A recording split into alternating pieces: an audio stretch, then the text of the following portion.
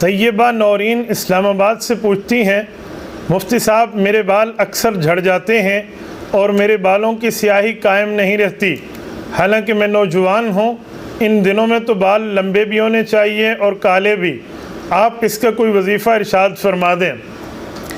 تبارك الذي نزل الفرقان على عبده ليكون للعالمين نذيرا۔ بیٹا میں ایک جملہ آپ کی خدمت میں کہتا ہوں، اس کو سمجھیے، پھر اس کو بطور وظیفہ بھی پڑھیے۔ رسول اقدس صلی اللہ علیہ وآلہ وسلم حسن کا منبع اور چشمہ ہے۔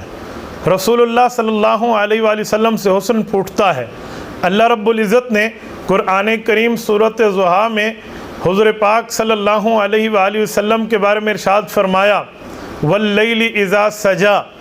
اس کے دو ترجمے ہوتے ہیں، ایک ترجمہ رات کی تاریکی کے بارے میں علماء نے لکھا ہے، اور ایک ترجمہ اور اس کی مراد رسول اقدس صلی اللہ علیہ وسلم کے زلفوں کے متعلق لکھا ہے۔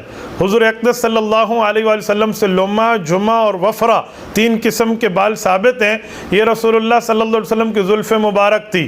صحابہ کرام فرماتے ہیں، ان جیسی زلف کا ہم نے کہیں نظارہ نہیں کیا کہ رسول اللہ کے بال مبارک کتنے خوبصورت تھے۔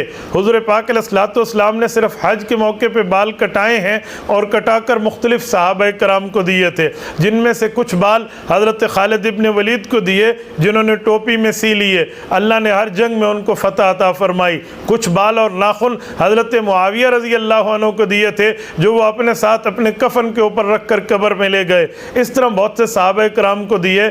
تو واللیل اذا سجا، اگر تفسیر رسول اللہ صلی اللہ علیہ وآلہ وسلم کے بالوں مبارک کے بارے میں لی جائے تو یہ بہت بہتر ہے، اور میرا آزمودہ تجربہ ہے کہ آپ اپنے بالوں کے لیے واللیل اذا سجا کا وظیفہ کیجئے۔ انشاءاللہ تعالی آپ اپنے ہاتھوں پر پڑھ کے پھونکیں گی اور اپنے بالوں پر آپ جو ہے نا اس کو لگا لیں گی، بالوں کے اوپر اپنے ہاتھوں کو پھیر لیں گی، انشاءاللہ آپ کے بال بالکل تندرست اور صحیح ہو جائیں گے۔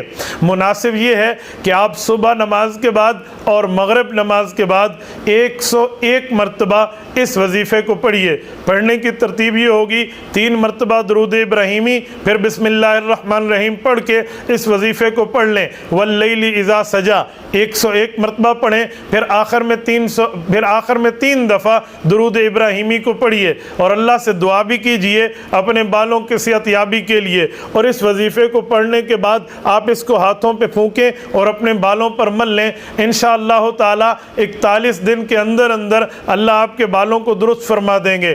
میری دعا ہے اللہ آپ کو اچھے اور خوبصورت بال عطا فرمائے۔